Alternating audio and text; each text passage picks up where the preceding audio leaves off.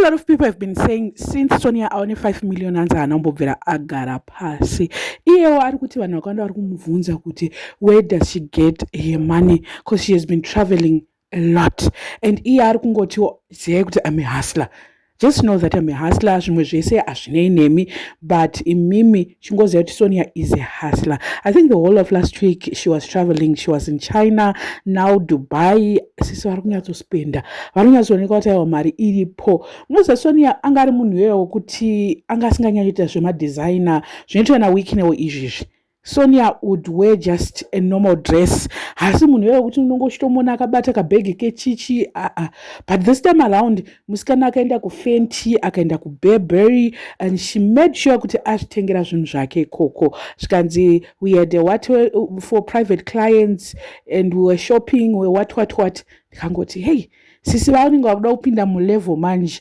Level rana mainini ndo ravanenge vakuda kuenda manje kuti since mainini vachipfekawo madesigner zvekutodaro regai tiende. Although ake madesigner they are not that expensive, because slides that she wanted to buy, they were like 900, 800 something, and the dress was like 1.3, 1.4, the dress that she bought from Burberry. Musikana akati regai ndimbonyatsowo ishandisawo mari yacho iyoyo. So vanhu vaiti iwo unenge uri kushandisa mari yevana. Why is it kuti pangobuda 5 million, you are now going for my shopping sprees, you are now going for holidays, you are now doing this and that? It seems as if ndo mari yauri kushandisa. Imunoti Sonia haana dzimwe mari dzimwe dzanenge achingoita paside dzake. Munofunga kuti haana mari iri musikana wayo? Because as far as I know, muna December munofunga kuti 300,000 yakapiwa ingangonzi yakapera. Ma 20,000 aitaura naWikine kuti ndinongogara ndichingomupa ma 20,000 machichichi. Munofunga kuti mari idzodzo anenge achinyanyodzishandisa chii? Anenge achispenda chii chaicho. And she doesn't have anything to do. It's not like girl has a serious business raanoita stereki. Let her travel and enjoy mari yacho iyoyo. Chero mukati inopera vanhu ndaona vanhu vachia akutopedza mari iyoyo akuzoita sei? Muda kuti atenge chimwe chaasina. Zvatosiyana nesu kati chiti tikaona dhora takutorisa pasaidi takutoti muriwo mangwana ukaona $5 ish ndikai ndimbodai tenge hupfumba makada ivo havana izvozvo.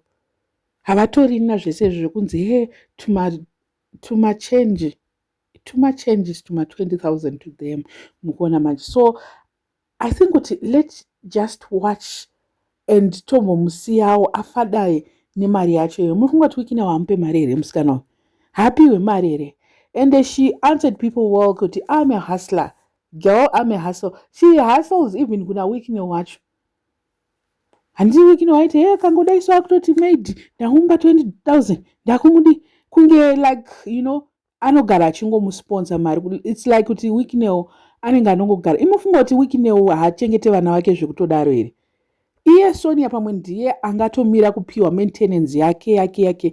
But for the kids aiwa vana iye vanopiwa mari. Saka Sonia anotodyawo ipapoka.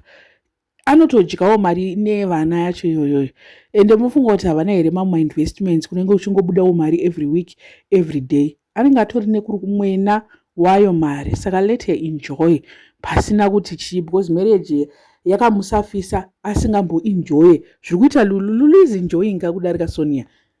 Makambozviona kupi Sonia achiitirwa zvese zviri kuitwa Lulu zviyazvi. Saka ari wani kudai so musiyai afadai nemari yacho iyo mamillions iwawo chero akapera anouya mamwe. I don't know what you guys think. Let me know in the comment section what are your thoughts.